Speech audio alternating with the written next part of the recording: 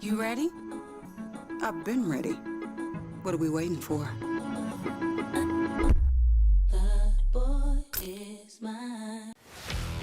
Let's face it, there's a lot of trash talk in basketball, but the great teams let their performance do the talking. Like Ford F-150 with Pro Power on board, a class-exclusive industry-first feature that turns your truck into a mobile generator and leaves the competition speechless. Ford F-150, official truck of the Grizzlies. Greatness starts here at your Mid-South Ford dealer. Class is full-size pickups under 8,500 pounds, GVWR.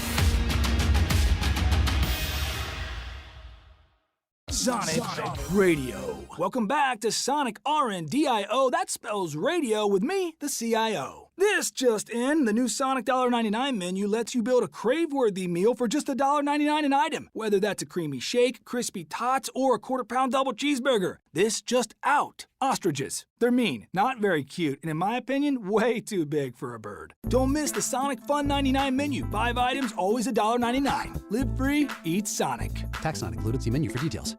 The NBA announced their Dunk of the Year yesterday. It was voted on by the fans, and it went to Ja Morant for his double clutch through Porzingis and Derek White. The call of it was excellent. That game we hung on to for a long time last season, but it was a spectacular dunk. Tune in to the Jessica Benson Show with CJ Hurt, live every weekday at 8 a.m. on YouTube at Grind City Media and the official Grind City Media app. Grizzlies fans know it's the team that gives you the edge. Big River Steel does too. And much like the Grizzlies have recruited legendary talent, we want you to be part of our team. Are you ready to be part of something legendary?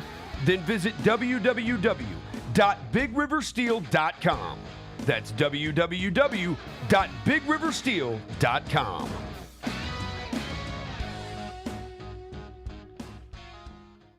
Kroger shoppers and Grizz fans. Want exclusive last-minute discounted ticket deals texted straight to you? Sign up with the new Kroger Buzzer Beater deal.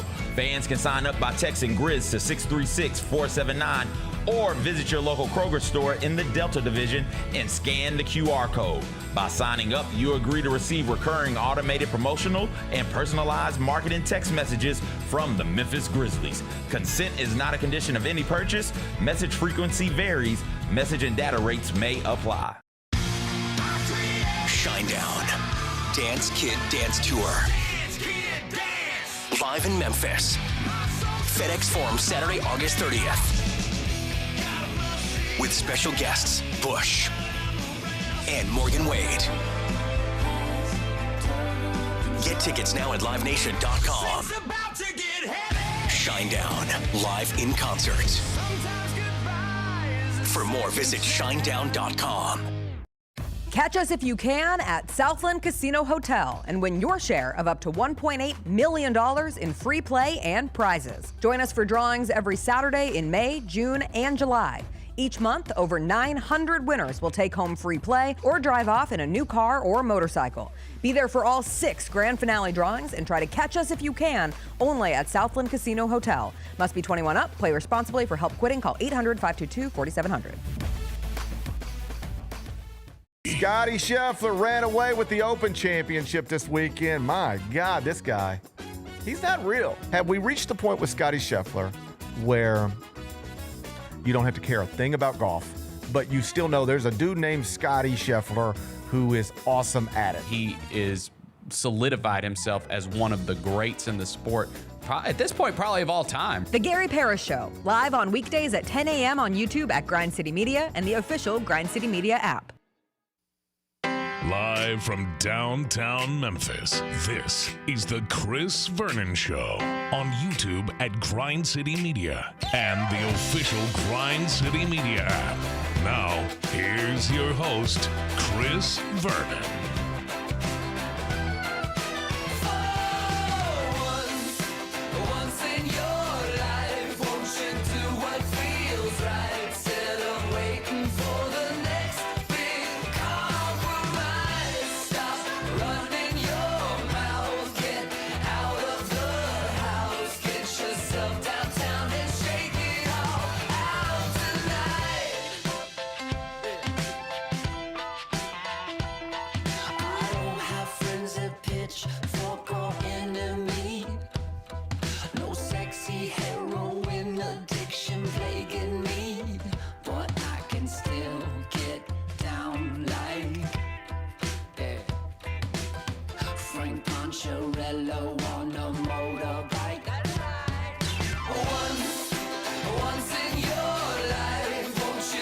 Here we go. It's noon on GrindCityMedia.com. It's Chris Vernon Show. Welcome. It is a Thursday, August 28th, 2025 edition of the show. Today on the show, there's 17 college football games tonight. 17.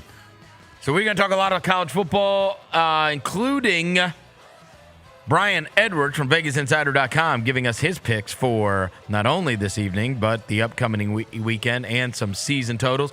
Gary Parrish is going to join us in the first hour. It is a Thursday. It's nice outside. Smile. Let's do it. Turn it up.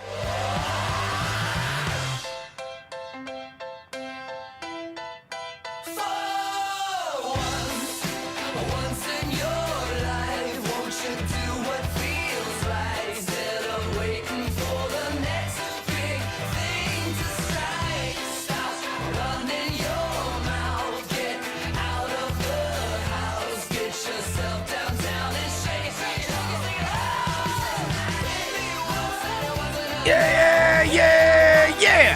Hope everybody's having a good day. All right, bunch of stuff to get to on the show today, not the least of which is there's going to be a bunch of college football games that are going on even tonight, and they are starting at 4:30 this afternoon. Before I get to anything, I welcome John Roser to the show.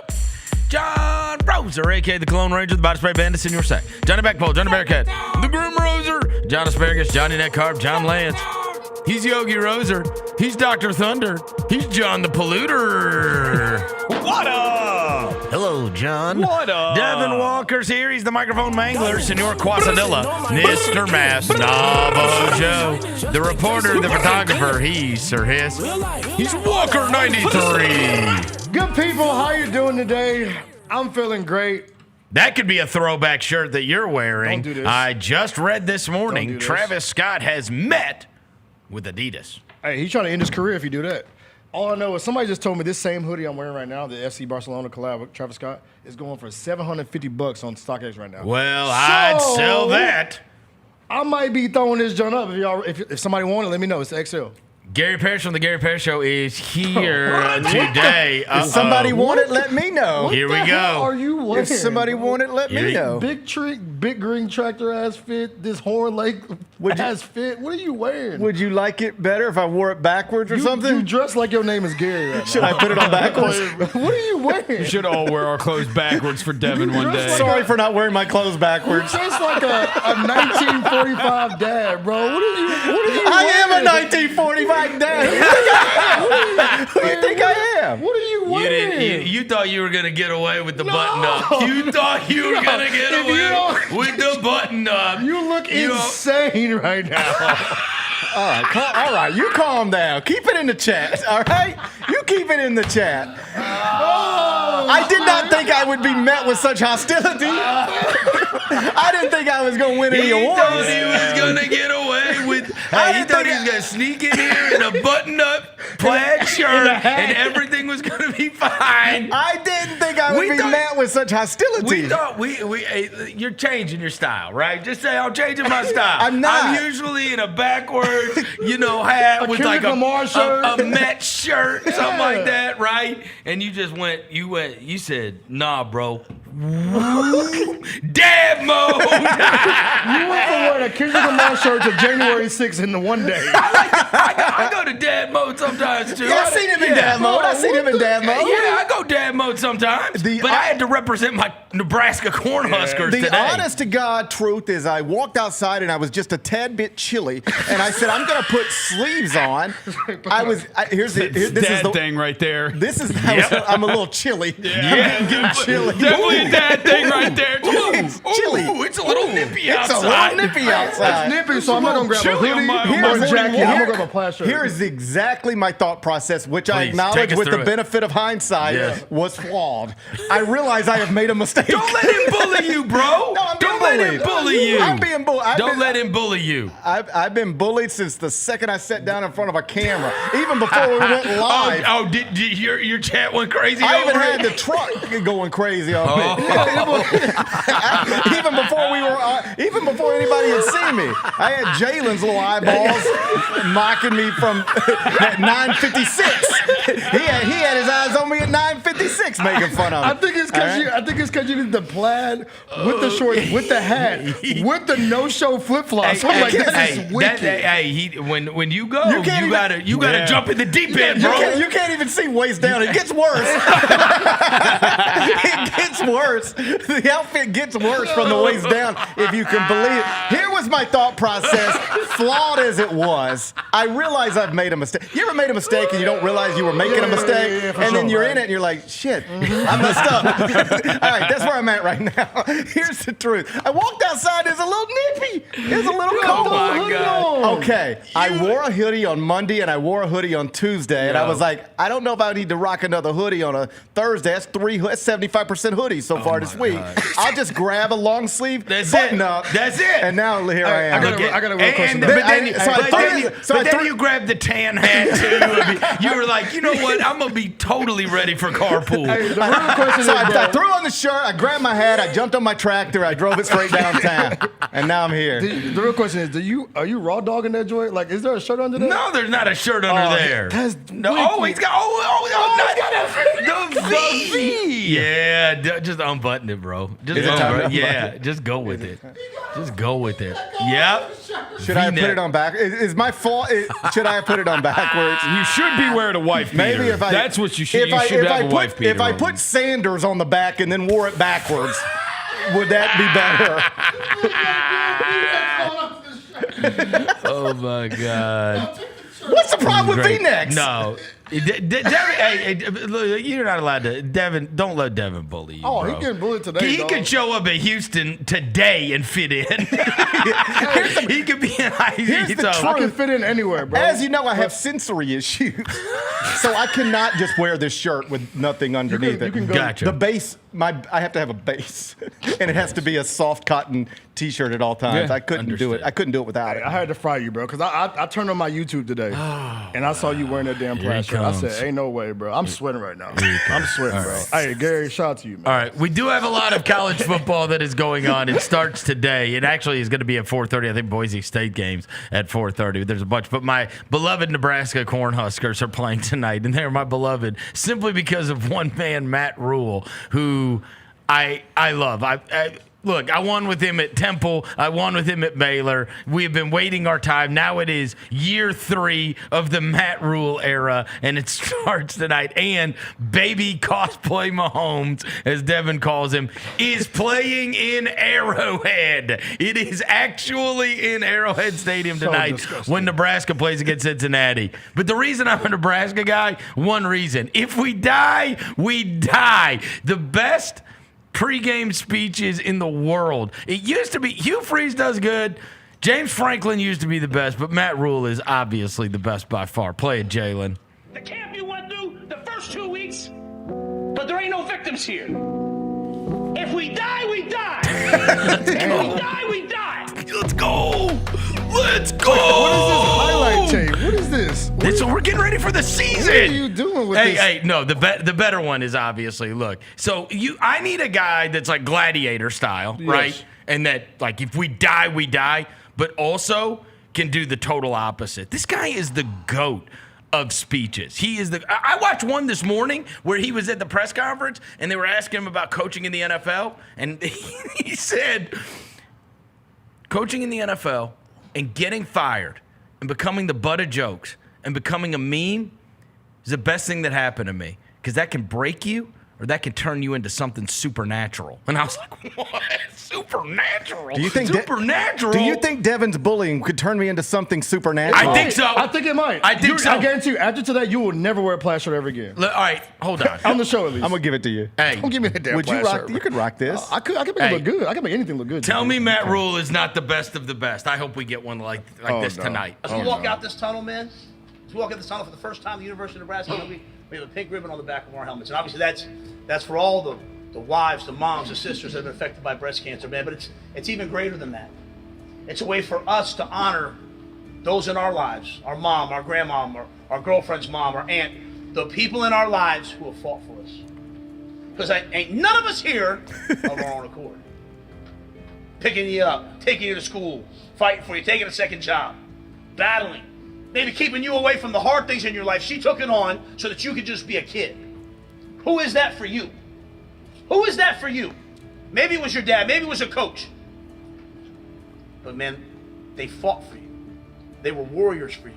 These women that fight this battle, they're warriors. I saw it with my mom. I watched my mom battle breast cancer. I saw my mom fight. I watched my wife's mom fight. Knowing she probably was never even going to win the fight. Knowing that eventually she'd be up in heaven. Man, she was just fighting for 10 more minutes with her grandkid. 10 more minutes. She taught me how to fight. Who taught you how to fight?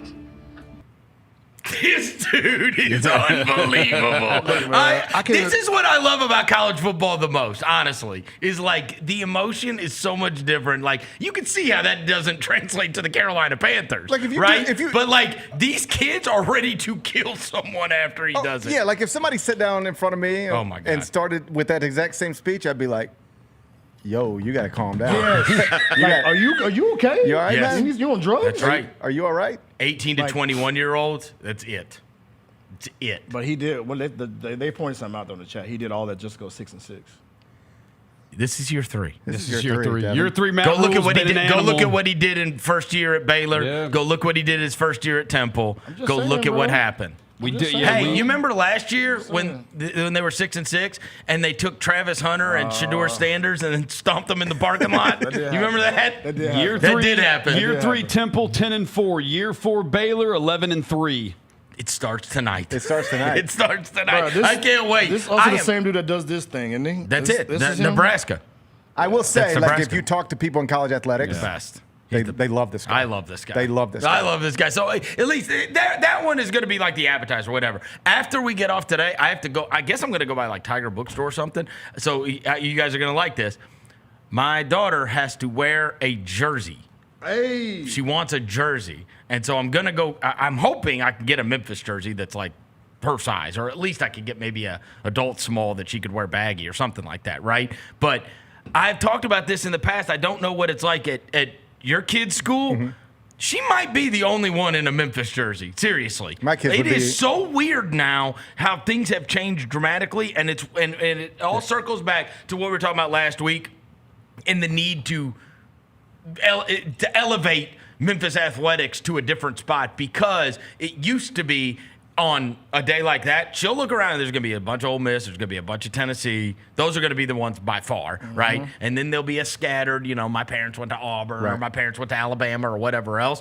But I'm going to go get her a Memphis jersey so she can be the one in a Memphis jersey tomorrow. But it also speaks to, and I think I want to circle this back to one of the things you talked about today, and this is that Maryland AD talking to Brett McMurphy. And it does give me hope, right? That, like, when you talked to Ed Scott last week, that maybe that things are going to change more rapidly than maybe we would have suspected, and that this actually could turn out to be good for Memphis if things do, if these schools are propelled to add other schools into some of these big conferences. I think if you were talking to Ed off the record, and I want to be clear, he hasn't said this to me on the record or off the record. Right. I'm not speaking for him. Here's what I think he thinks. I'm assuming. Yep. Here's what I think he thinks.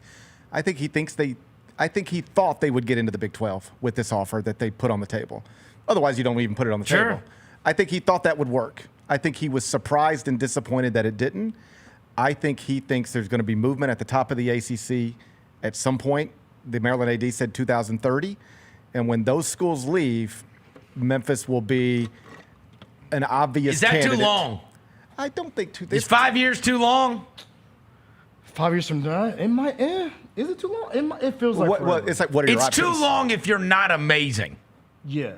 Right? Yeah. Well, I think it's either two things. Like, you either got to be a team that's winning your conference and maybe getting in that college football playoff, right? Well, because what you can't do is not win the conference. You got to be the guy. You got to dominate this conference. You got to be the guy. You need to be still where you're at or better when it comes time for them to make a decision, because USF is actually a great example of this.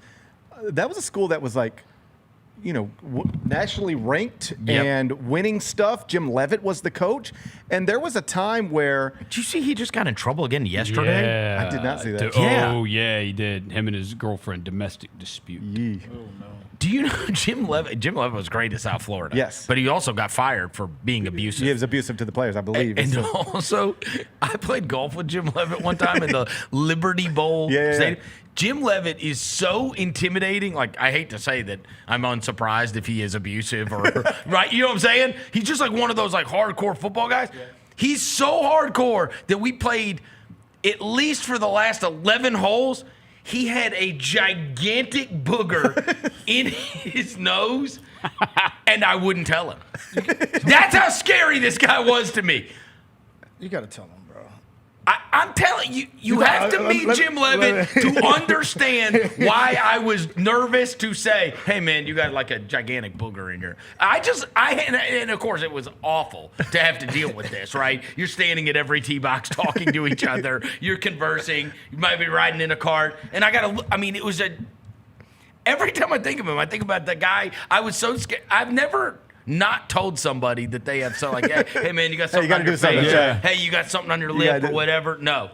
It's gigantic. Anyway, Jim Leavitt, it was South Florida. So here's my point. Once upon a time, USF was like one of the best non-power conference football programs in America. Yep. And if somebody had told you there will be a day where the Big 12 goes to this many schools and the ACC goes to this many schools and the Big 10 is up here and the SEC is up here and basically everybody from the American will be gone, you would have thought for sure USF will be one of those. Right.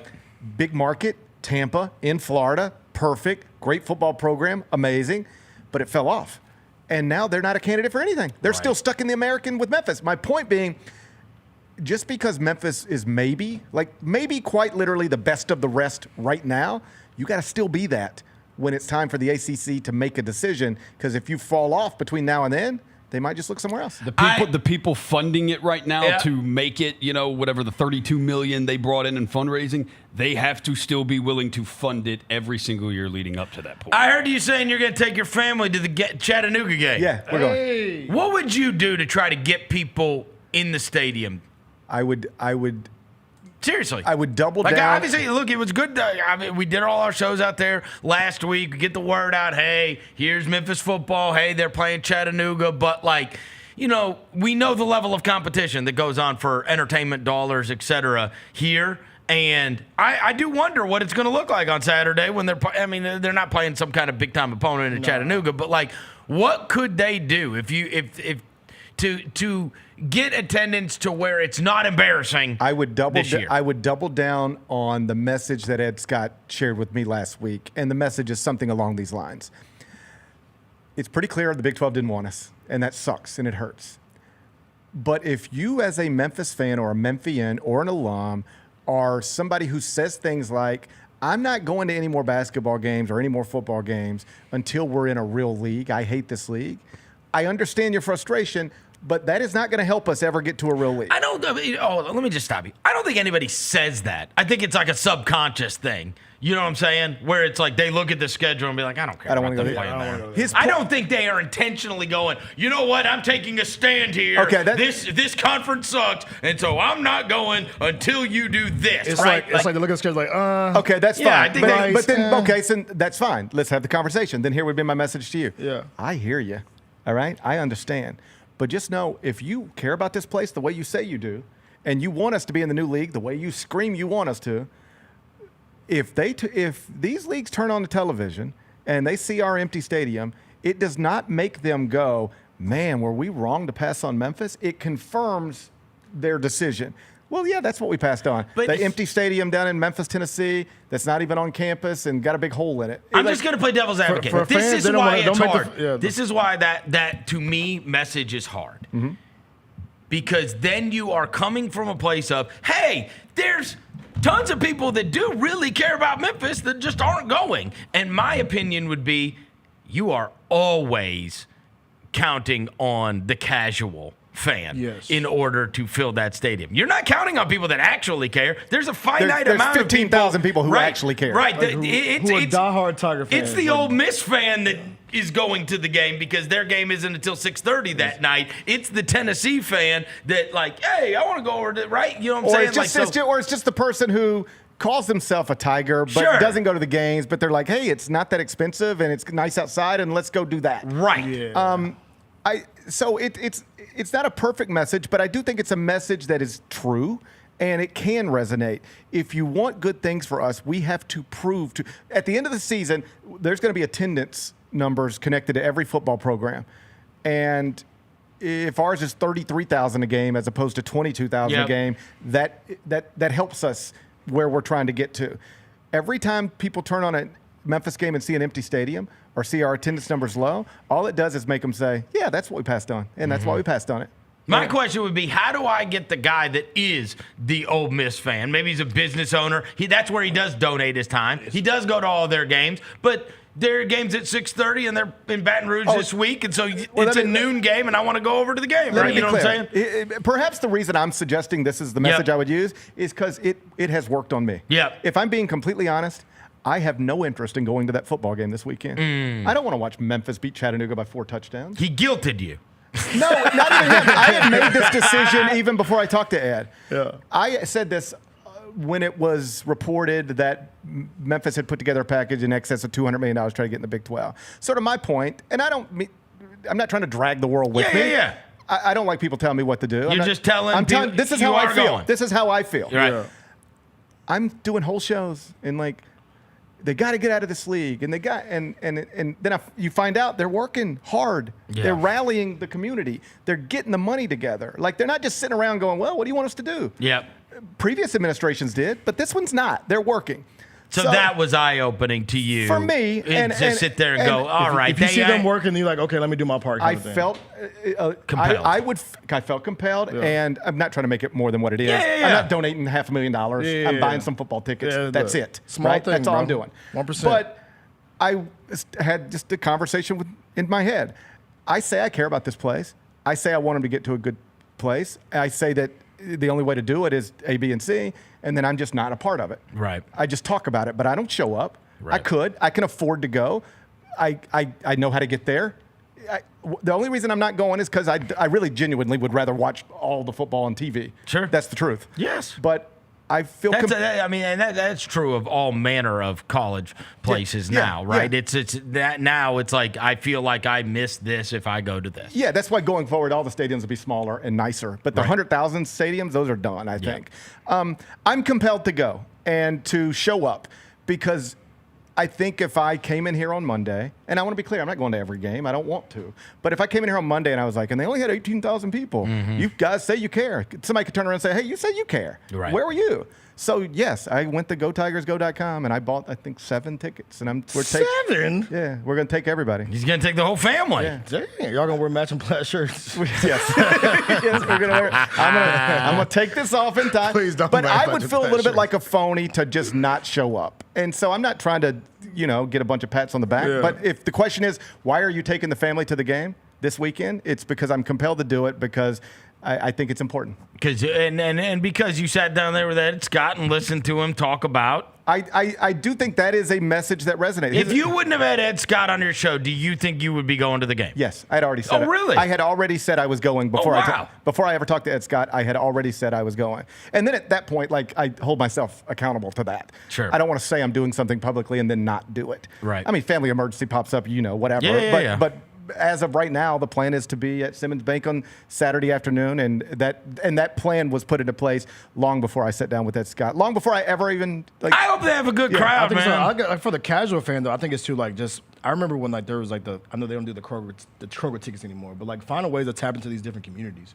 letting these communities know there's Tiger football happening. Because I guarantee, if you walk around this weekend, other than the people that are really in the know that college football starting, they won't know the Tiger football starting. You're preaching to the choir on this. I've had fights. I mean, I don't even mind saying this. I've had fights in between these walls about getting the word out about games. I try to explain to people, right? There's a group of guys that I play golf with quite a bit that are they're in the finance world, and they don't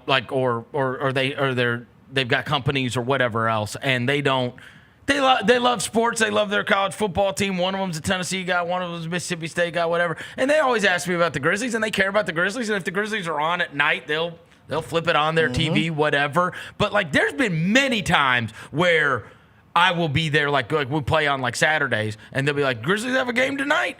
And I try to explain to people, it used to be Gary and I were on the radio every day, and people were driving around listening to the radio. And every time that you walked into your office at work, there was a newspaper there, and it was Zach Edey's still recovering from foot injury. And there was the only way anybody knows anything is going on is on their phone. Exactly. That's it. Yeah, and seriously, what other way can you know what game is when? Right. Where would you find out? In the absence of the radio being relevant as it was, in the absence of newspapers being as relevant as this, the only thing you have is social. That's right. Yeah, and that's what everybody is every day. And the casual people, you have to put it in their face.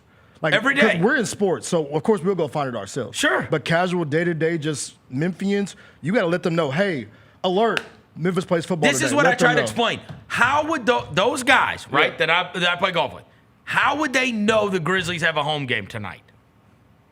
The only way they'd know is if they saw it on their phone. And frankly, most of the time they ask me, That's right. Is there a game tonight? Right. Yeah. But it used to just always be in your face. It was TV, it was radio, it was local news, but people don't watch local news anymore, right? Local news isn't what it used to be, and respectfully, because I know the same way. I know this might sound weird coming from us, but not in the same way. It's not, the local radio is not the same as it was. For sure not. Right. Nah, for real. I started to notice 8 years ago when we left, one of the things that was happening to us is I started to notice at that time, we would post this, we would post a recording as a podcast after the show. I started to get responses to things that had happened on the show on Wednesday or Tuesday on Friday. And and I remember Tony Kornheiser talking about this when he left radio to go to podcast. And he said, it used to be they were on my time. Mm-hmm. So if I came on you came on at 3, I came on at 11, they tuned in at 11. That's right. That's when the Chris Vernon Show started, right? But now, in fact, a huge portion of our audience for this show is not listening to this right now. Oh, no. Right? They're going to get to it when they get to it. The overwhelming majority of all of our listeners come later in the day. And tomorrow morning, my buddy will text me because he listens to it on the way to work. That's right. Right? The show from today. Yeah. Or maybe when he's, mowing the lawn tonight or whatever, That's right. And so that's what I'm saying. It used to always be they were on your time and then you became on their time. And that's everything. And so as the whole world has gone online, I think there's a challenge for any business, any sports team, anybody to try to get the word out because it just used to be in your face all the time. And now it's just not. And to your point about just sort of my young kids, I don't think they could tell you what time anything in this world starts. I think I've thought about this a lot. Show, anything. My son could tell you, obviously he would know when wrestling starts because it's the same time, Monday Night Raw, right? I think he could probably Monday Night Football or Sunday Football, live sports. No, nothing else. No, there's no live. And the only live things, because he has an awareness of College Game Day, because I watch it every Saturday. Yeah. Right? Other than that, there is not a show that comes on TV at a certain time that my young kids would even be aware of. No appointment television stuff. Like, None of that. 7 o'clock, this show's coming on. You watch what you want to watch, when you want to watch it, probably on your iPad. So that's the thing now, because everybody wants to take in stuff through highlights, right? Right. They want to see highlights from the Tiger game. They want to see highlights from this instead of like putting it like, yo, go to the game. Well, that's why we're talking about like local businesses around the city. Have the schedule up on the wall. Like, give tickets out to these local high schools and middle schools, right? Because like there's so much disconnection now too from the younger generation. They don't even know Tiger football exists. Respectfully, yes, because we know because like we're in it, right? But there's so many people that like because we're a smaller school. It's also Tennessee fans know, Mississippi State fans know, Ole Miss fans know. Tiger fans aren't really tapped in. It's a culture thing too, in the sense that like there are families that. Ole Miss families, and they grow up taking their kids to Ole Miss every Saturday, and that's just those kids grow up on that campus. They grow up around that stadium. They grow up in the Grove, and then they take their kids, and it just feeds off of each other. Tiger Lane has some of that, but not enough. Not enough. Right. Like, I'm a Memphis alum who has lived here my whole life, and I don't take my. And you also don't have a group of people that's tailgating out there that you'll go find. I mean, I have.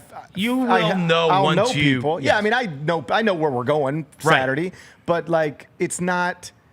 There's just been nothing that's drawn us there consistently. Yeah. Right. Even while the football program has been relatively good, they feel like it should be an understood thing, but it's not an understood thing because we're smaller. Because Memphis is a smaller school. You've got to figure out. You got to work so much harder. Like just for instance, the Grizzlies. Yep. Small market team. You got to work so much harder. You got a superstar, but you still got to work hard to sell tickets. You got to work hard to promo stuff. Because you are a smaller market school, smaller market team. That's why I feel like, look, they put me in that market department. I'm going to be like, hey, look, you got to tap in, bro. There's a generation that does not care about Memphis football. Right. A whole generation. Right. They can tell you shit that happened. They can tell you D'Angelo Williams. They can tell you Isaac Bruce. They probably can tell you Anthony Miller. Right. You got to do the job to let those kids know.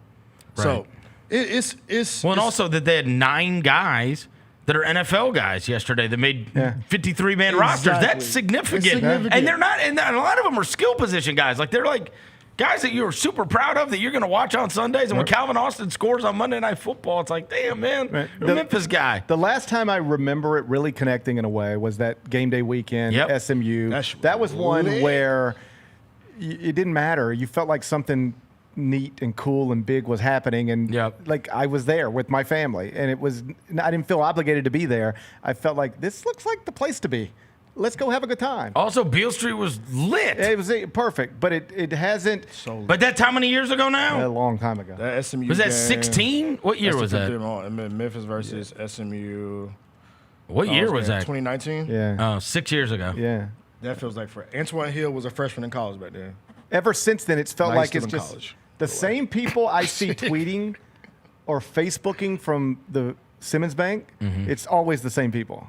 It's they're there every game. Yeah. They're doing the same things every game, but it never feels like it's anybody else. Yeah. You got to figure out a way to draw people there. The best way is putting a compelling product on the field, but I do think it's more than that. Have you been over there? Where? The stadium?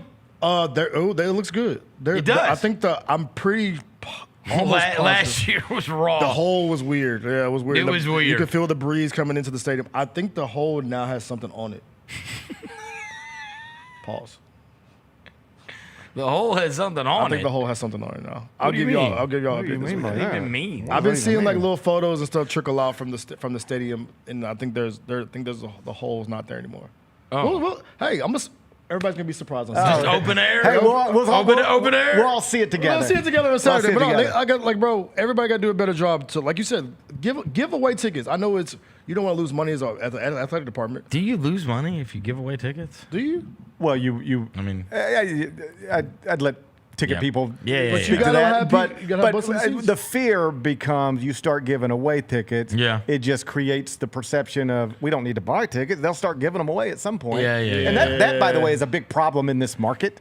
Whether it's golf tournament tickets or Grizzlies tickets, people don't want to buy them. They think they'll just stumble into them. Yeah. You know, often or I that they'll buy them on the secondary market. That's right. Yeah. People for cheaper. Concerts is the big. I've talked to people who work in the music industry, and they're just like in Memphis. We cannot. They buy them late. We need to announce Shinedowns at FedEx Forum and immediately sell 11,000 tickets. Right. And it doesn't work like that. You might get 11,000 in there on the night of, Right. but for the 6 months leading up to it, nobody's buying tickets. It's usually a last-minute type of thing. Yeah. And that's hard for the promoters. It's hard for the bands. It's hard for the acts. Well, that's why a lot of them end up getting canceled if they're not at a certain number, right? Yeah. But I'm hopeful. I'm hopeful that it looks pretty good against we'll Chattanooga on Saturday, right? I'll be there. You be there. I'm going. And then there's a. I mean, I can't believe. I will say. Speaking of feeling like an old man, I really truly resent having this many college football games on Thursday night before the season starts. I hate this. The I do. 17 I joints. hate it. And I'm a maybe it's traditionalist. This is me, being old man yelling at the clouds. But I mean, I hated when they did the baseball thing too. Like, I just want opening day, and I want everybody to play on opening day. And if you want to give me an appetizer, give me my South Carolina Vandy Thursday night game, and then everything kicks off on Saturday. That's what we used to get. We get like one that was kind of interesting. There is a game at 4:30 today. I haven't been able to What is that? I haven't been able to get excited. I think it hurts me. Honestly, it hurts my excitement. I'm not kidding you. I didn't watch much of week 0. I didn't watch much of that. I watched the end of the Hawaii, the kick. Yeah. That's it. Which is the Tokyo kid. The yeah, story, that was cool. right? We watched that. And I think Roser's the only one that watched a lot of week 0. No, because he was texting us about it. Because he was texting us during Kansas State, Iowa State. I watched Kansas State, Gibson Iowa shit, I was State. I watched some of Kansas, Fresno, and I didn't watch Hawaii. I was at Cracker Barrel. I didn't even watch them. that. You didn't go to Cracker One Barrel. bit. You did? I went to Cracker Barrel last Saturday.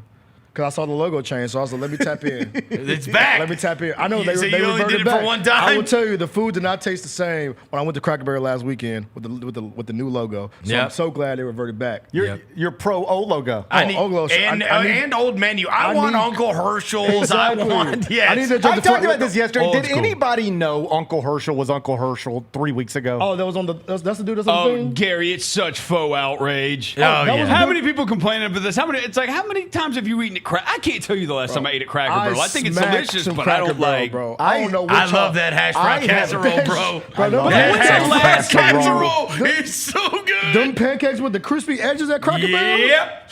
Mama's pancake Like, breakfast? but it's like, okay, so if you Come on, really bro. love the food that much, were you really like not gonna go there because they took some dude off the logo? My Like, point is, the food's good. The food's good. My point is, 1 month ago, if you'd have asked me, is there a man in the Cracker Barrel logo, I wouldn't have pictured that necessarily. I would have been like, I don't know, maybe. And there's no chance I know his name's Uncle Herschel. Like, I never. Oh, it is? Yes. Oh, I didn't know, that's just buddy. what I order. The Uncle Herschel? That's an order? It's, Okay. no, It's on the menu? Yes, that's the. Yes. Okay, so they it's call- 2 eggs.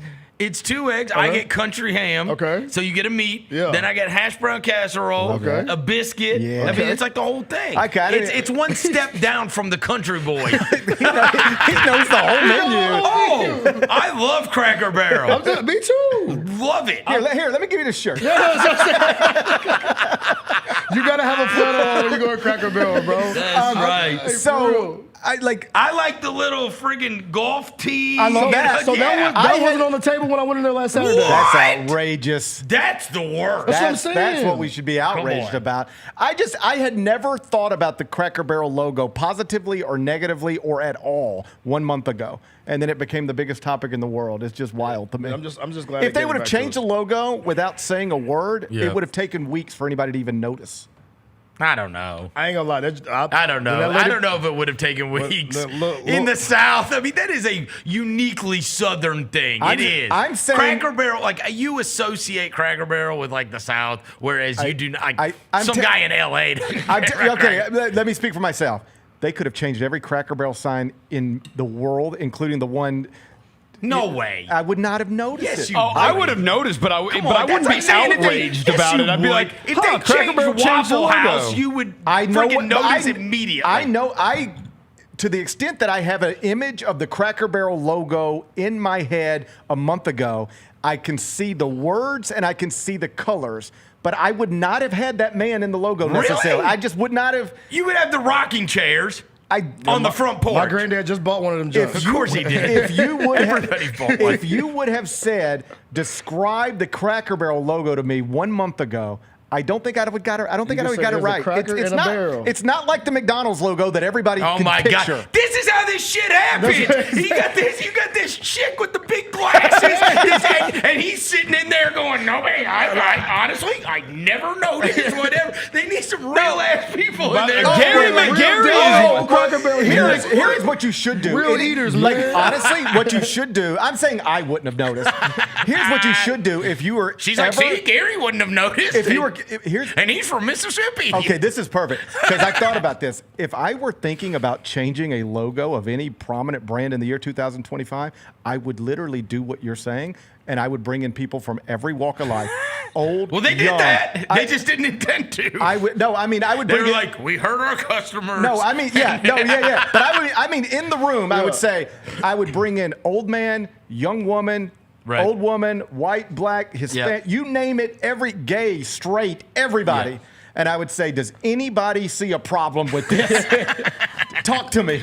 Does anybody see the problem that I can't see? And if you got enough of a variety of people in there, somebody should be able to say, hey, I personally don't think it's the problem, but let me tell you what's going to happen when you change this. Right. Clay Travis is coming for you or whatever. Yeah. Somebody should be able to spot that in advance if you've got enough people in the room. They didn't have enough people in the room or the right diversity in the room. Somebody should have been able to say, it's going to be stupid when people get outraged, but they're going to. Somebody's got to see that coming. And there's people like me who, if you change the logo of something, not just Cracker Barrel, I will convince myself that it's not the way it used to be. Oh, yeah. You know what I'm saying? Chick-fil-A is your test. What if Chick-fil-A does it? If Chick-fil-A remixed their logo, I'd be like, man, it wasn't hitting when they had the little chicken on the joint. Like, you know what I'm saying? Like, you would find a reason to tell yourself why it doesn't hit the same. Even though it's still the same food? Even you could give me the same food, but mentally. You'd be like, yo, you change the logo, you think in the mind, like, yo, I think they changed the food, too. Well, it's also something we've had since we were kids. Yeah. You know what I'm saying? Cracker It has to be, I'm saying it has to be a brand awareness, right? It's been like that. Right. Like, when you think, it is unique. Cracker Barrel There's logo? nothing like it. No.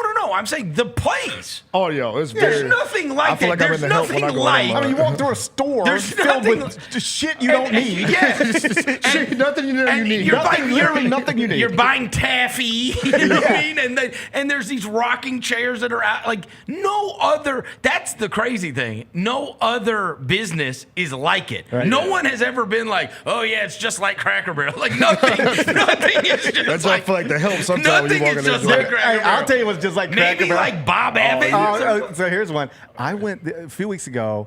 One of my guys had football practice, and it wasn't the type of football practice that you stay at. So I had like an hour and a half to kill. Right. And I don't know if it's because this Cracker Barrel was in the news or whatever, but I was like, man, I wouldn't mind having a country fried steak or like some chicken and dumplings. So I put my shirt on, and I just started like looking for places in like Google whatever nearby, and there was something called Sweet Peas Country Restaurant, something like that. Oh. And I said, okay, I'm going to try this out. Yeah. I'm just going to go. Did they rip them off?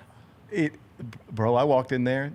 I was the youngest person in there by 50 years. Oh yeah. Yes. I felt. It is all old people. I felt I walked in and I looked around and I was almost like, I don't think I belong here. Yes. I mean, they had like 4 90-year-olds on stage playing songs, and then like every table was like.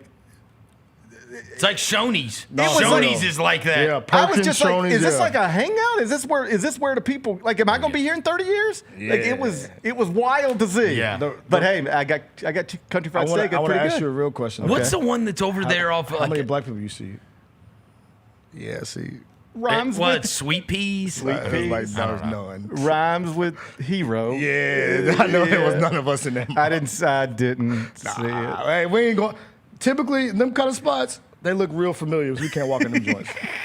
Really? Yeah, we can't walk in them joints, bro. They look like history. There's black guys at Shoney's. Shit, what Shoney's you been in? Yeah. Where is there a Shoney's? Sycamore View.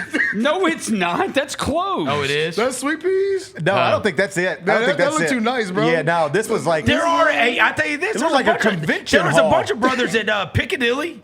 Oh, yeah. When black people love Old heads Piccadilly. love Piccadilly. Like, my grandma and them, they love Piccadilly. Megan Triplett love Piccadilly. Oh, dude, yeah. Don't, white people don't go to Piccadilly. Yeah, no, it's black, I got people. that backwards. It's old black people like Piccadilly.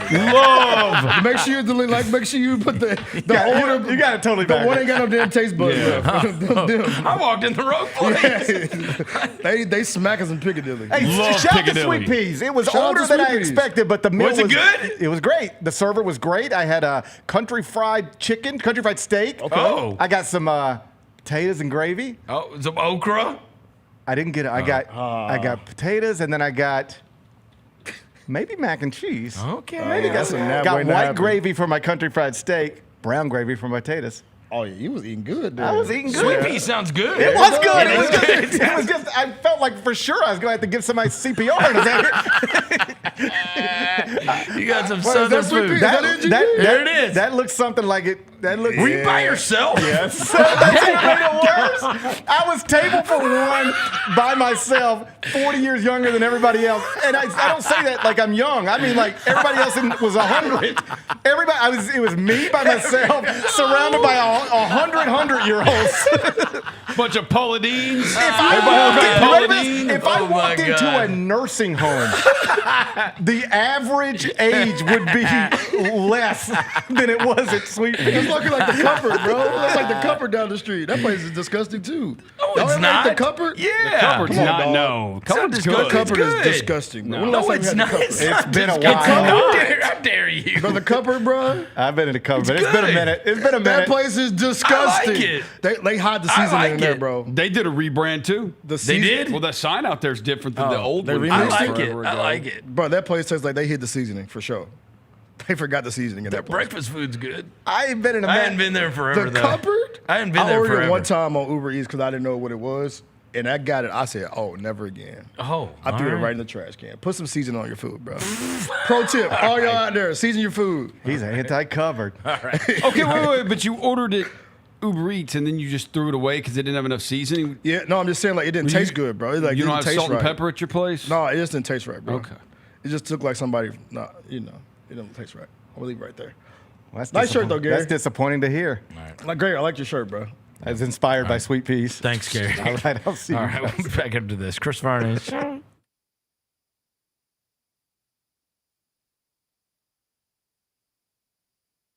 Scotty Scheffler ran away with the Open Championship this weekend. My God, this guy, he's not real. Have we reached the point with Scotty Scheffler where you don't have to care a thing about golf, but you still know there's a dude named Scotty Scheffler who is awesome at it? He is solidified himself as one of the greats in the sport. At this point, probably of all time. The Gary Parrish Show, live on weekdays at 10 a.m. on YouTube at Grind City Media and the official Grind City Media app. Catch us if you can at Southland Casino Hotel and win your share of up to $1.8 million in free play and prizes. Join us for drawings every Saturday in May, June, and July. Each month, over 900 winners will take home free play or drive off in a new car or motorcycle. Be there for all 6 grand finale drawings and try to catch us if you can, only at Southland Casino Hotel. Must be 21 up. Play responsibly. For help quitting, call 800-522-4700. Shinedown. Dance Kid Dance Tour. Live in Memphis. FedEx Forum, Saturday, August 30th. With special guests, Bush and Morgan Wade. Get tickets now at livenation.com. Shinedown, live in concert. For more, visit shinedown.com. Kroger shoppers and Grizz fans. Want exclusive last-minute discounted ticket deals texted straight to you? Sign up with the new Kroger Buzzer Beater deal. Fans can sign up by texting Grizz to 636-479 or visit your local Kroger store in the Delta Division and scan the QR code. By signing up, you agree to receive recurring automated promotional and personalized marketing text messages from the Memphis Grizzlies. Consent is not a condition of any purchase. Message frequency varies. Message and data rates may apply. Grizzlies fans know it's the team that gives you the edge. Big River Steel does too. And much like the Grizzlies have recruited legendary talent, we want you to be part of our team. Are you ready to be part of something legendary? Then visit www.bigriversteel.com. That's www.bigriversteel.com.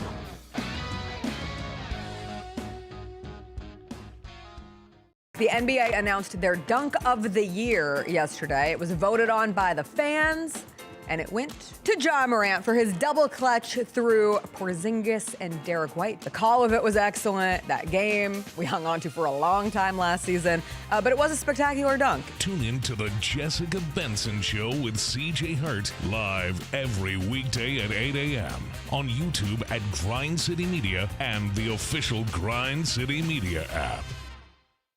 Sonic Radio. Welcome back to Sonic RNDIO. That spells radio with me, the CIO. This just in, the new Sonic $1.99 menu lets you build a crave-worthy meal for just $1.99 an item. Whether that's a creamy shake, crispy tots, or a quarter-pound double cheeseburger. This just out. Ostriches. They're mean, not very cute, and in my opinion, way too big for a bird. Don't miss the Sonic Fun 99 menu. 5 items, always $1.99. Live free, eat Sonic. Tax not included. See menu for details. Let's go, Grizz, let's go! Oh, Ja Morant just broke the rim with that finish.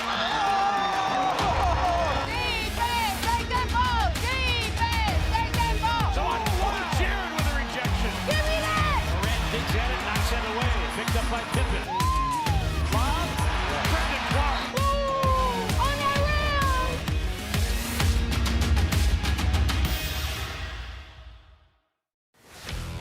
Let's face it, there's a lot of trash talk in basketball, but the great teams let their performance do the talking. Like Ford F-150 with Pro Power on board, a class-exclusive industry-first feature that turns your truck into a mobile generator and leaves the competition speechless. Ford F-150, official truck of the Grizzlies. Greatness starts here at your Mid-South Ford dealer. Class is full-size pickups under 8,500 pounds, GVWR.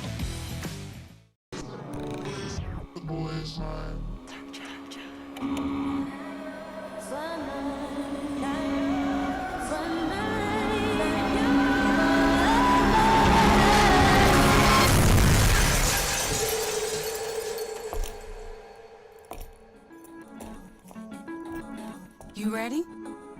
I've been ready. What are we waiting for? Welcome back to the Chris Vernon Show on YouTube at Grind City Media and the official Grind City Media app. Now, back to your host, Chris On one morning Vernon. bright and clear, my old folks and I drew near, just a village down in sunny Tennessee. I'd been speeding on that train that would bring me back again to that girl I left in sunny Tennessee. I could hear those voices singing as she bid farewell to me. Far across the fields of cotton, my old home. All right, we're back. Chris Vernon Show with this college football season right around the corner. Some of the things that I did want to mention, we have some trash talk that is going on. Hopefully it gets a little more hot and heavy, or at least guys that are getting behind microphones that are saying things that are causing attention. One of which is our old buddy Joel Klatt, who is an outstanding broadcaster for Fox. Did you hear what he said about the SEC? No. Oh, he's usually fighting the SEC. About your beloved Vols. John Vol, you are going to be called to action to stand up for your team. Uh-oh. I can't. I don't know if I can. Fox's Joel Klatt said that Tennessee ran out a propaganda campaign about Nico. I would defend Nico. He never really got a chance to tell his side of the story. Tennessee ran out basically a propaganda effort and got to tell the story without Nico being involved at all. Klatt also said that the move was not about money and that Josh Heupel runs a, quote, glorified high school offense. Oh. So we got that one. Woo. it kind of was the SEC. Maybe. Yeah, that's what Joel does. Joel trashes the SEC. My Cornhuskers tonight, they've got a player that went on a podcast. Oh, Lord. But this is just rallying the troops. But he certainly made a headline. He said that people are going to watch them tonight, and they're going to watch them this season. Is this the wheelchair line? And they're going to be so exciting, they can make people in wheelchairs stand up. Let's hear it. That's kind of a bar, not going to lie. Very exciting. We're finna make people in wheelchairs stand up. You heard me? Yeah. Get like that. Tell you. Get like that. Yeah. Gonna make people. That's actually funny. I will be able to report tonight. funny. I'll ask my dad if he stood up over Nebraska. Yeah. My dad's in a wheelchair. I'll ask him, Dad, was that kid telling the truth? He'd be like, nah, I ain't standing up for them, Chris. Yeah. Did you feel the urge? Yeah, I ain't standing up for them. But then we have, Roser was talking about Marshall yesterday and about how, their coach left and went to Southern Miss and took all his guys with him. Well, there's still a group of guys that are at Marshall. Oh, buddy. Oh, no. You know who they open up with. So you remember we talked about Tommy Castellanos, who is the quarterback at Florida State, and he said Nick Saban ain't there to save you. Yeah. Great trash They got talk. Georgia we won, right? This might have been. Did somebody tell Marshall players Charles Huff isn't there to save you? Okay. No. Marshall players are asked about playing Georgia. Uh-oh. Yeah, it's a tough one. Oh, okay. No. Uh-oh. Here we go. They're trying to get beat by 1,000. We're going to shock them. That's what I'm going to say. We're going to shock a lot of people. That's what I'm going to say. On the flip side of that, you don't have game film of Georgia just yet as well, but you have a pretty good idea of what they're going to be about. What do you see when you study them? You kind of figure what they're about, who stands out to you, and what do they do?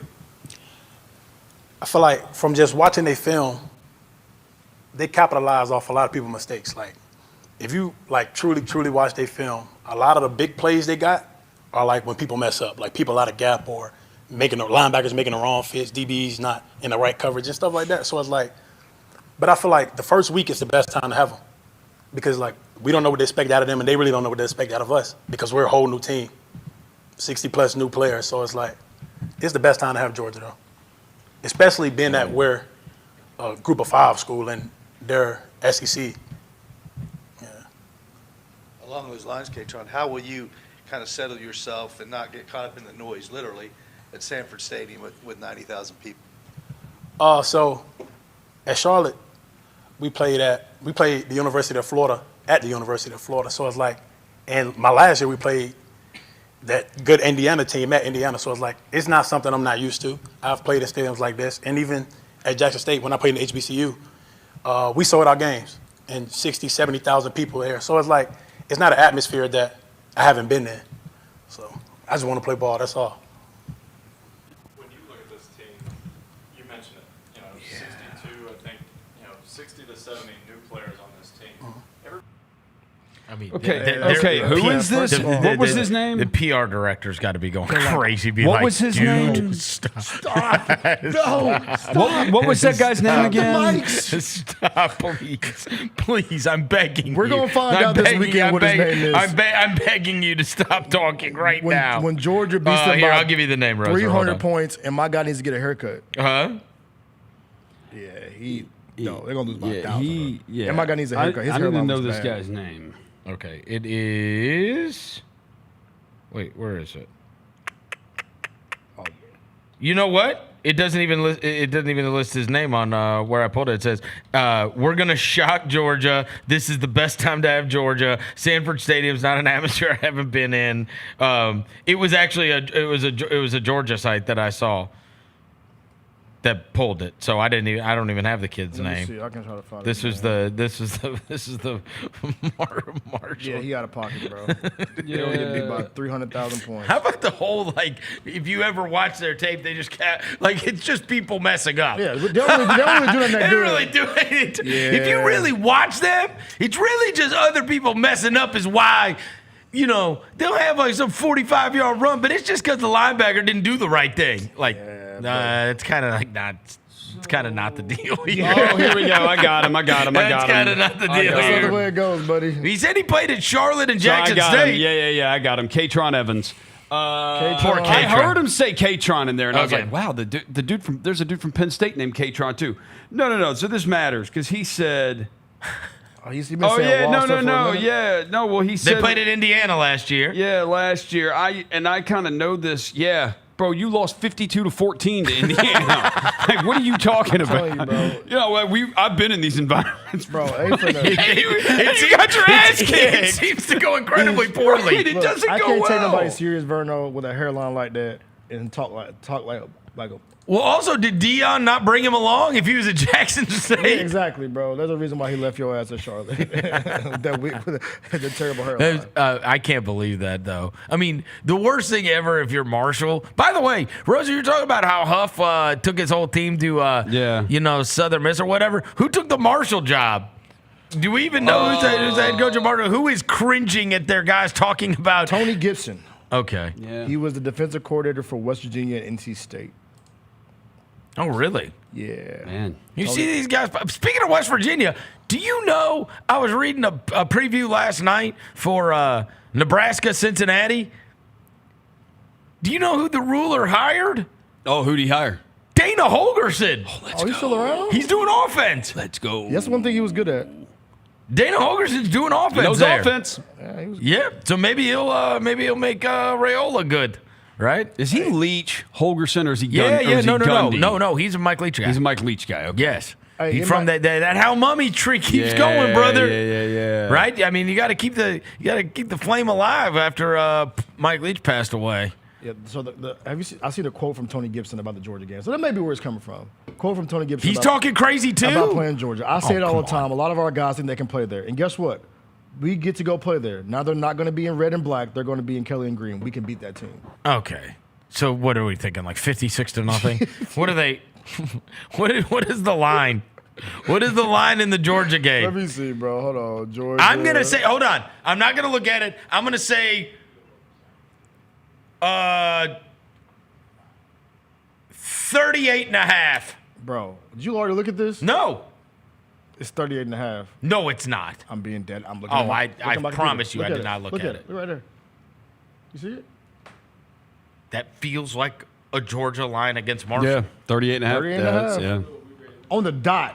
It's crazy. Is it my season? It might be your season, bro. Load up on the Cornhuskers tonight. No. Minus 6.5 for Cincinnati. No. Scott Satterfield, you are in a world of shit. Let's go Huskers. Hey, baby Mahomes in Arrowhead? He's in Arrowhead? He's promised to be terrible. In Arrowhead? Bro, he's going to be terrible. I bet Mahomes will be there. He'll probably be there. I don't like his quote he said yesterday. People say I'm like mocking him, but I can't help that I was born like this. Yep, that's right. Can't help it. Brian Edwards from VegasInsider.com joins us throughout the college football season. It's going to be good to see his smiling face. Oh, it's Brian Edwards. And he's probably got to feel good about his Florida Gators this year. They were featured on Netflix. You got DJ Lagway coming back. Maybe he is warmed up to Billy Napier a little more. We all ended up liking Billy Napier a lot more because of that Netflix show. But the only one that matters is, does Brian Edwards like Billy Napier more after the Netflix show? You were probably one of the guys. What you hit your chin on, bro? What happened to your chin? I was just a spectacular day so far, other than a little minor shaving cut. Oh, okay. All right. Hey, look, when you were watching that, we could not see on the Netflix show when Billy Napier was walking to the tunnel, and they were like, "You're getting fired, Billy. Billy, you're a bum." And it did sound like you, though. It did sound like you. So I was wondering if that was you yelling at Billy Napier as he was going into the tunnel and he was being ridiculed by his home fans. Unless they could hear me from my living room at the beach, but I was saying the exact same stuff, 100%. And hey, I have never heard my guy Brendan Sorsby called Baby Mahomes. I love that. No, how dare you? How dare what do you mean? You? Rhule is the second best quarterback on the field tonight. Let's go, 100 million%. Brendan Sorsby is an absolute D-O-double-G. All right. Nebraska is going to kill them. No, they're not. Yes, they are. Tell me it's a pick of yours. Let's go head-to-head. Let's go head-to-head with the first game. It's not one of my picks. Oh, it's not?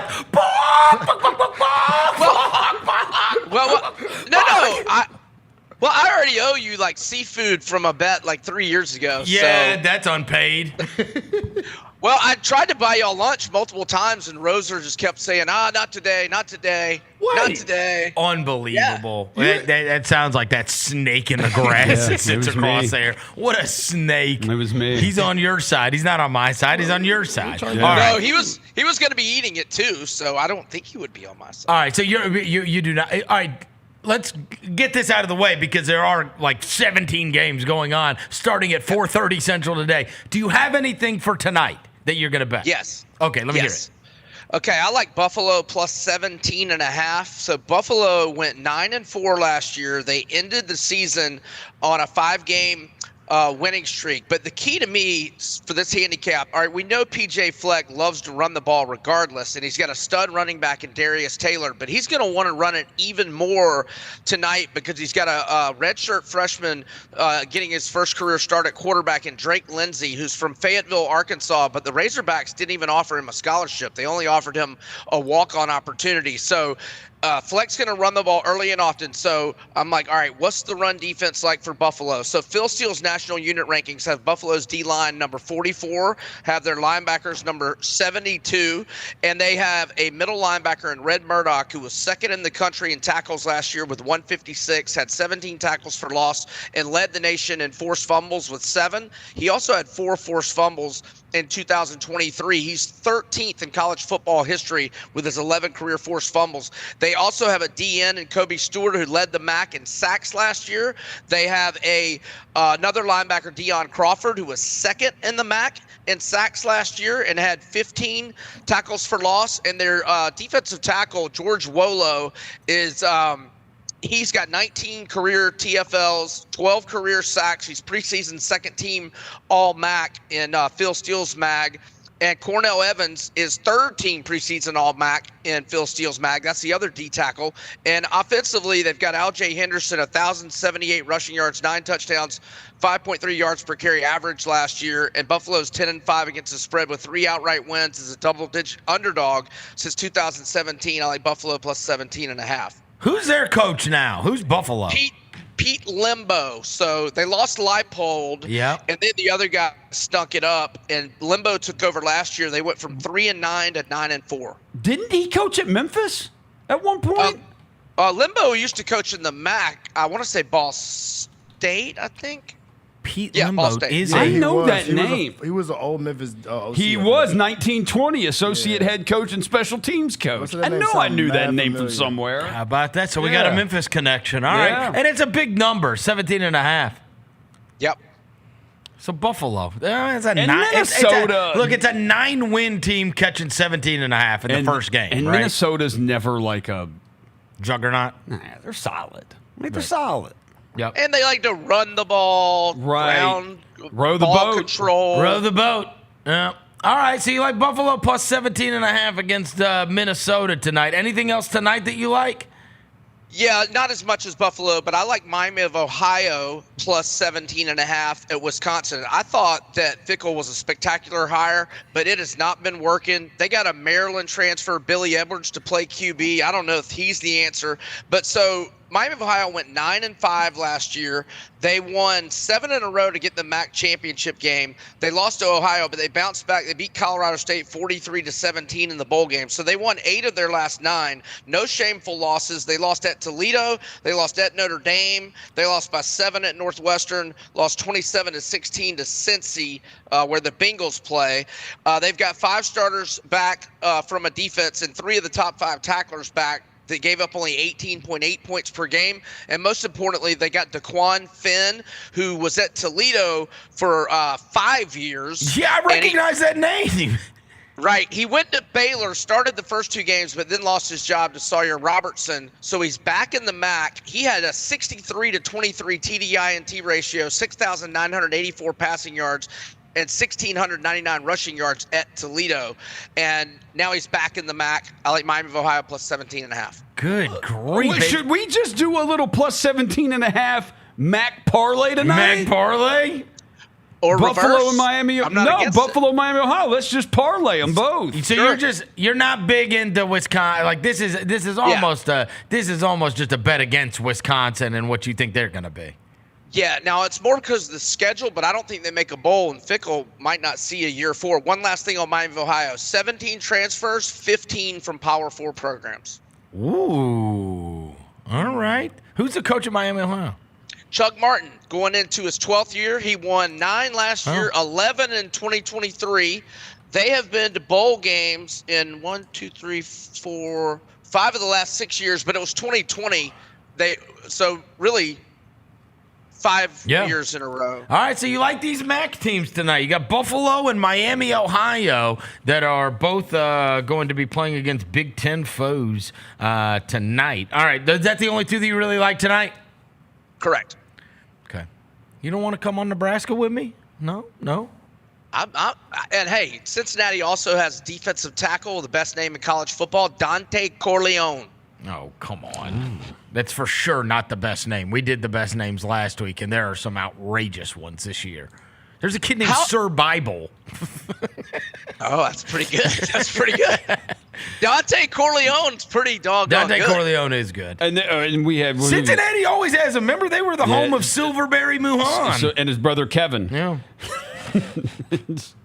Silverberry Muhan. Who's the guy? The NC State guy said yesterday. Hollywood Smothers. Oh yeah, Hollywood Smothers. Yeah. Too, boy. I thought of you the other day, Verno, because I saw that former UNC DB Storm Duck was on an NFL roster. Storm Duck. Yep, sure enough, he is on an NFL roster. All right, so we got Buffalo and Miami, Ohio tonight. Anything Friday night? So I got Georgia Tech at 3 earlier in the summer. It's 4.5 now. At Colorado. I don't like the Auburn-Baylor game. I don't like that. You don't? I thought you were going to be on Auburn for sure.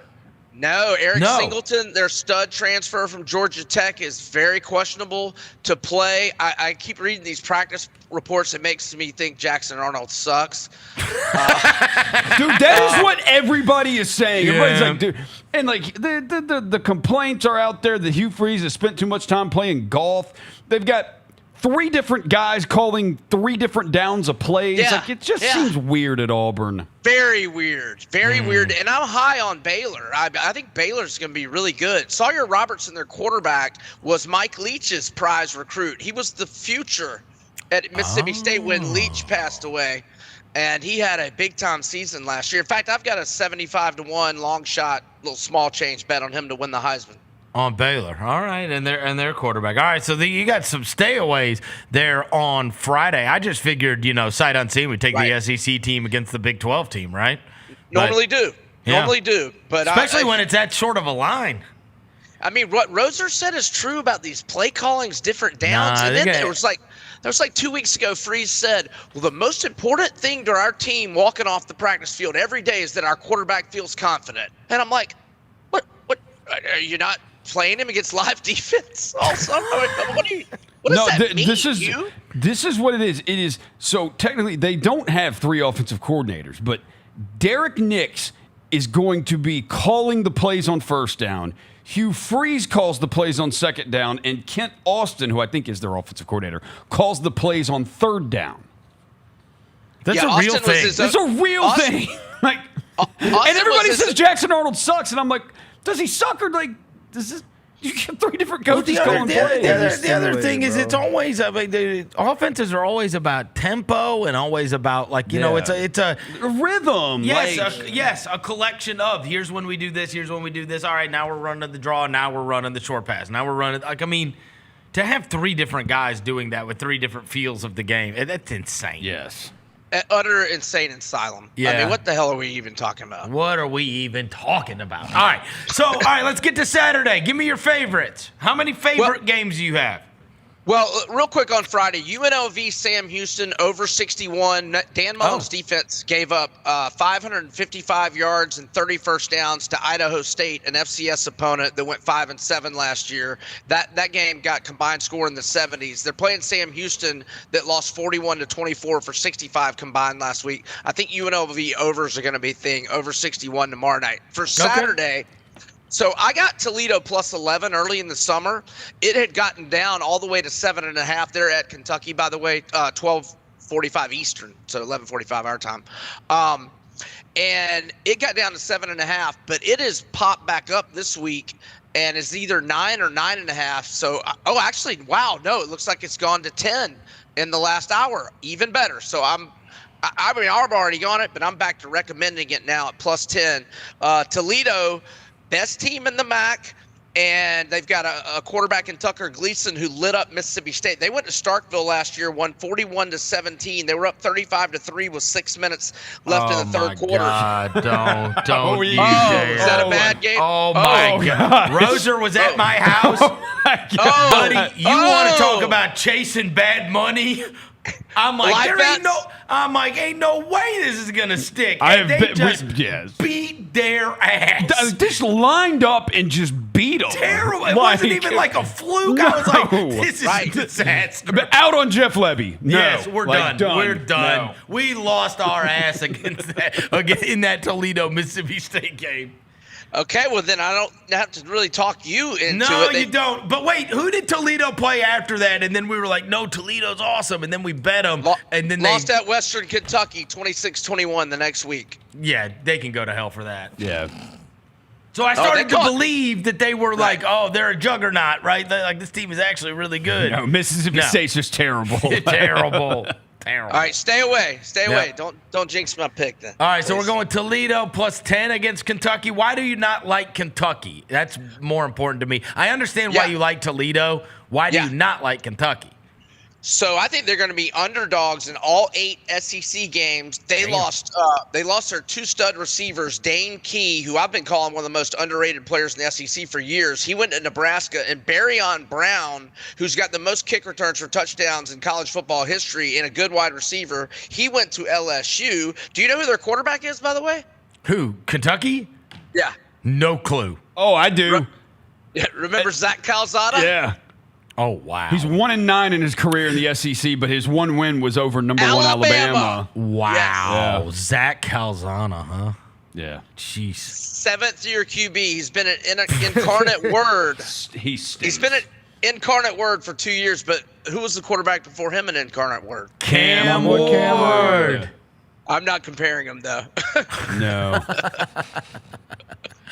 Oh, that's great. All right. Incarnate Word's had some players over these years. Like, Colorado's got some transfer from our Incarnate Word who's really good. 35 tutties, 9 picks last year. We were just talking about how Mark Stoops is right up there at the very top of the longest tenured coaches. He's like certainly in the top 5 in college football. If you're right and this goes that way, then we might have another. That becomes open because there was no. Well, I guess Stoops would be the one, right? If he has a losing season, then at some point he's been there like 17 years, right. I think.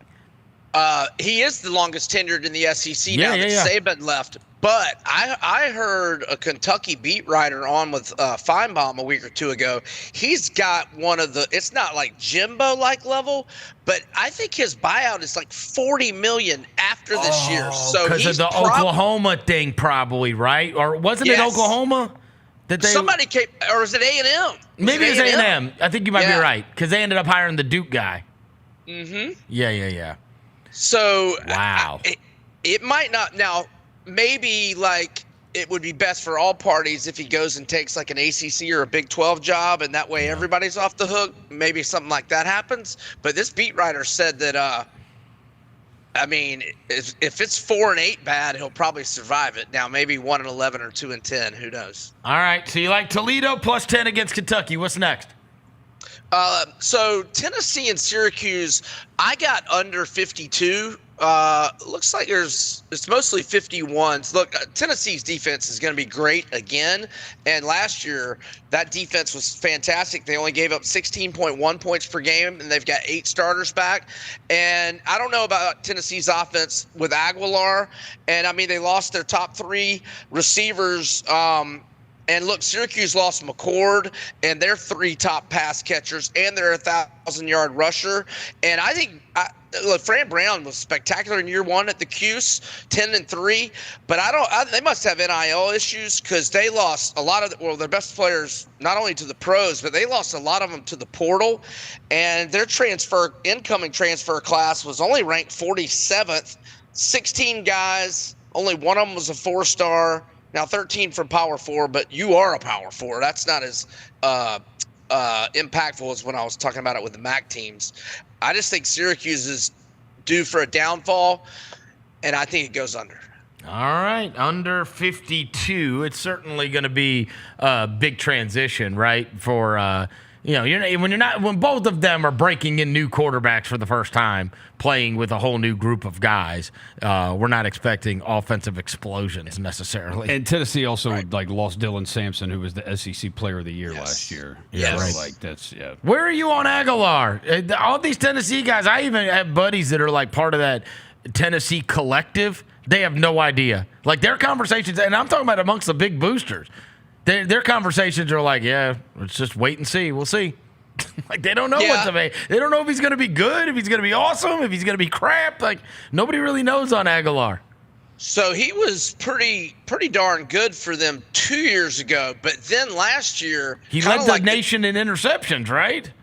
Yeah, I mean he 23-14 TDI-NT ratio, and his passing completion percentage went way down, 55.9%. Now, I didn't watch a lot of App State last year, so I don't know. Maybe it was his teammates around him because they had been awesome for a decade, and then all of a sudden they went 5-6. I don't know if it was because of him or the O-line. Again, I didn't watch them much, so I'm waiting to see on that as well. Yeah, all right. All right, so we got Tennessee, Syracuse under 52. We got Toledo plus 10 against Kentucky. What else you love on Saturday? I'm going to go – let's move to Sunday, and let's go South Carolina. Okay. I'm going to buy the half point from 7.5 to 7. They got some great news early in the week when Rasul Faison got ruled eligible. He's a transfer running back from Utah State that's an absolute stud, and because of a live bet I had on the opener with Iowa 2 years ago that I ended up winning on Iowa, but he had me very anxious because he kept making plays, and I've remembered him ever since.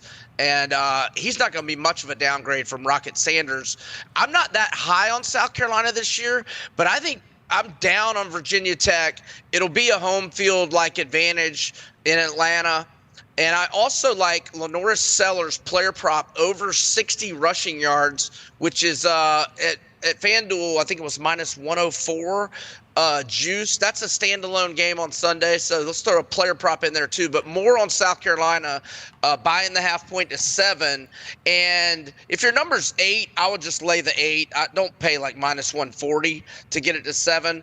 And one last thing on that, if you have a money line parlay or a teaser working on Thursday, Friday, or Saturday, I would make South Carolina the last leg of that, because it's a standalone game Sunday afternoon, and then you would just need, if the other ones hit, you'll just need South Carolina either to win outright on a money line parlay or maybe minus 1.5 or 2 on a teaser.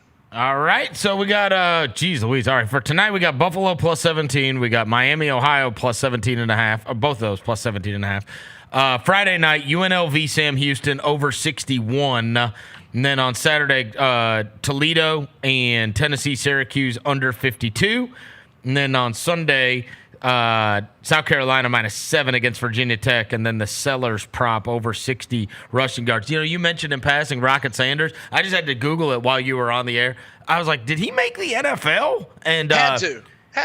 No, sure enough, it says he got waived. And the Browns have claimed him. He got waived by the Chargers. Dumb move by them. Yeah, he got waived by the Chargers and now got claimed off waivers by the Cleveland Browns. So there you go. Rocket Sanders. I'll be damned. Stud. Yeah. Huh. How about that? I didn't know whether you made the NFL or not. All right. So we're through Sunday. I noticed you have not. I mean, you're in a tough spot here, Brian, because for a couple different years you've come on this very show and you have expressed to us how much you love Tommy Castellanos. And now, Tommy Castellanos. Yeah, he's a no. How are you handling this? Your love for Tommy Castellanos versus your hatred for the Seminoles, who are catching almost 2 tutties against Kalen DeBoer and Alabama. And Alabama's banged up, if y'all weren't aware. I saw 3 starters, right? 3? 2 of them are preseason All-Americans. Jesus. Defensive tackle Tim Keenan, and not only are him and Jam Miller are starting running back, Keenan and Miller are not only out this week, they are optimistic or hopeful they'll be back for Georgia in week 5. They're both out at least 3 games. Yeah. And I read that the defensive tackle, the backups are both freshmen. Wow. And their offensive guard, who's preseason All-American, he's been in concussion protocol for 2 weeks. As of Wednesday, he still had not been cleared, but DeBoer said he's been progressing. But I would say he's very, very questionable as well. So, do you have your? And Tommy C said Nick Saban can't save you.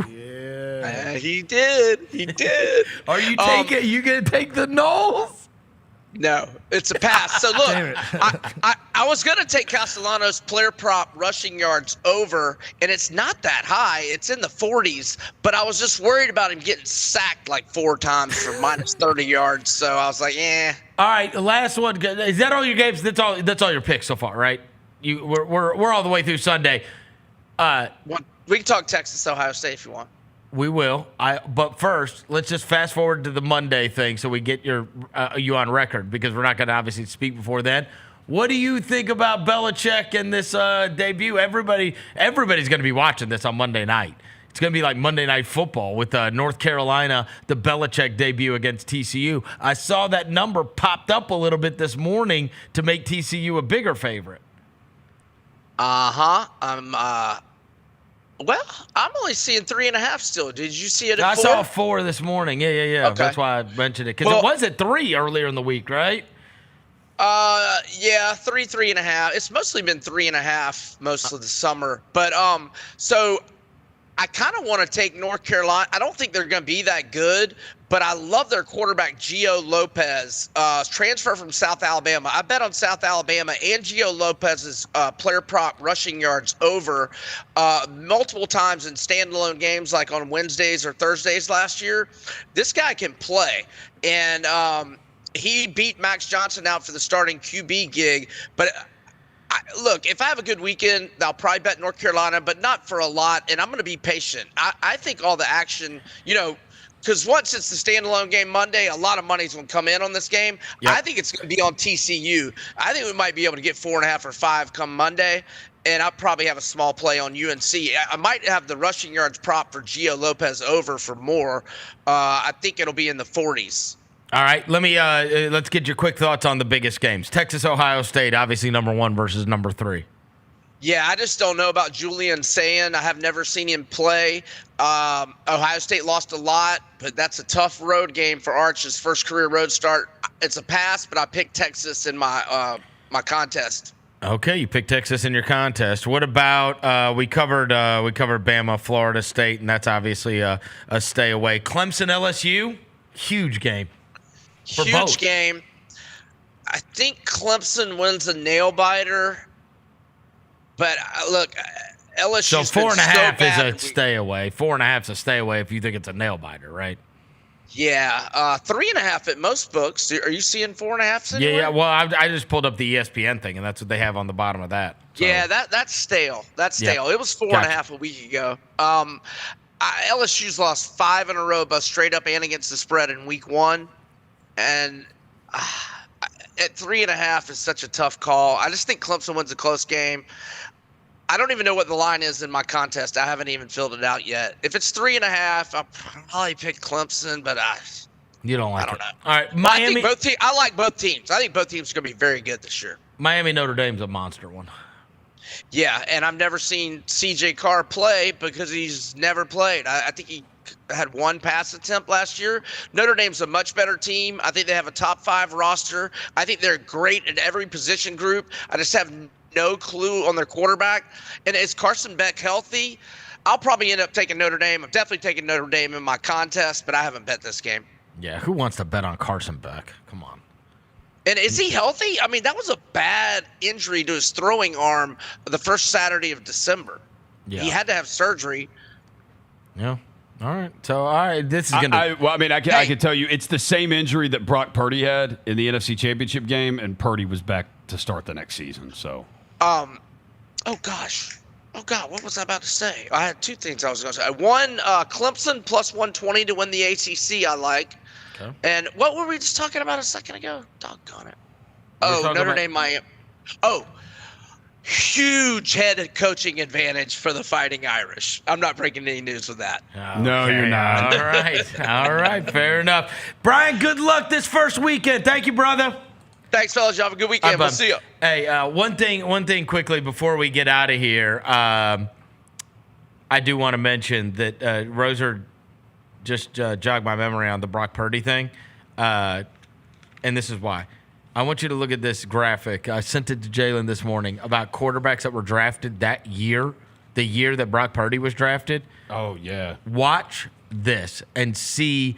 This is the 2022 quarterback class that was drafted in the NFL, okay? And we will just go by these one by one. Ew. Kenny Pickett has been traded 3 times already. Ew. Okay, go next.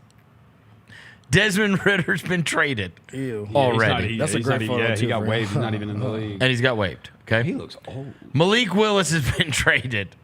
And I think he's been waived as well, right? Oh, no, he might still be there. He's still there. He was okay last year. He's already been. But I'm saying this is 2022, and he's already been traded. Okay, let's go to the next one. Matt Corral is playing in the UFL. Ew. Next, Bailey Zappi already been traded. Didn't somebody just sign him though after the Chiefs? Somebody just signed him, I think. He was waived Monday. Yeah. All right. Next, Sam Howell has been traded 3 times. Sam Howell's been traded 3 times. That is the 5th round. Who is this? Who was this? They're the creative. I don't know who that is. Chris Oladukan. He was drafted. Where do you play for? With the 7th round of the 241st pick. He played at South Dakota State. Unbelievable. And then the last, Skylar Thompson, who has already been traded. Yeah, he sucks too. He's like, they're probably going to get waived. And then look at this. He's got a $265 million contract. That is crazy. Yeah, that's wild. The only one left, man. All those guys have been traded already. Yeah. This is, it's not unlike what we were talking about where Arch Manning is the one that's left, of his class, right? Yeah. That stuck it through with the school that drafted him. We got very strange, especially that the last guy is the one that's got a $265 million contract, and all the rest of those guys, there's some of them. Sam Howell's been traded 3 times. 3 times is crazy. In 3 years, that's every season you change. Kenny Pickett too. Yeah, bro, you changing apartments every year. Traded 3 times. All right, so we got a bunch of games that are going on tonight. I will say, Rosa, I got to give you flowers, bro, for the all uniforms that got announced, bro. Oh, yeah. Them joints may be the hardest 49. You see them 49ers jerseys? We got, I saw the rivalry ones. The Bills ones look good, the snow ones. The snow Put them ones, joints the up, all-white I Bills sent you them ones joints during the Brian Edwards thing. Them 49ers jerseys are fire. They did a New Jersey? Yeah, the rivalry and I'm typically jerseys. not, the last time they did black jerseys, I didn't like them, but these actually, these do look really it's good. with font too, with the little freaky They did font. the saloon font that they put in the end zone. They look. I bet I'll hate them.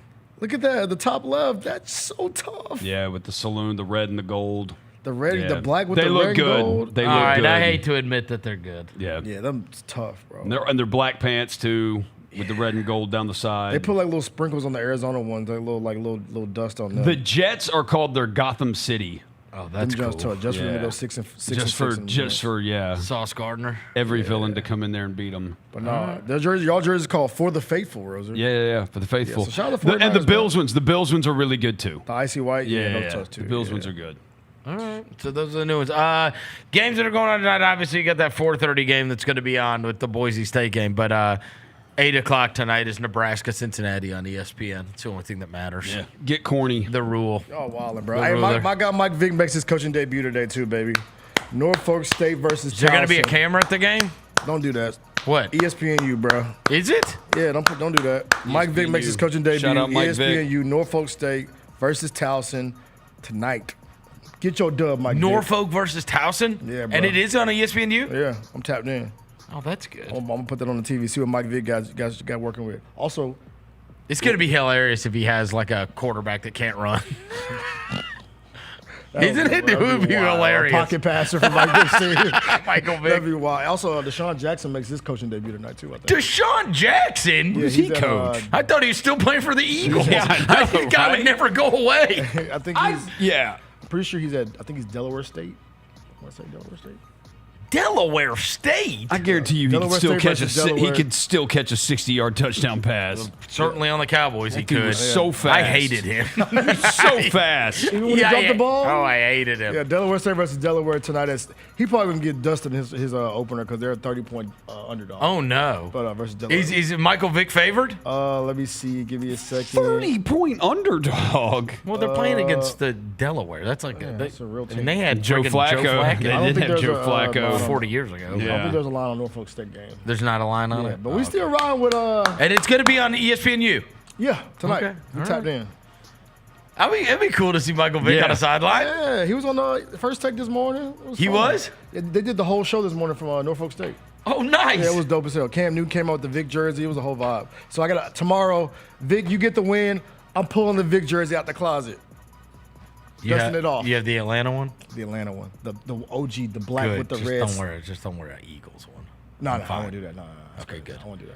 All right. It's going to do it for today's show. Thanks to Brian Edwards. Thanks to Gary Parrish. Thanks to Devin Walker. Thanks to John Rose across the glass. Thanks to Jalen back in the studio. Until tomorrow, we go.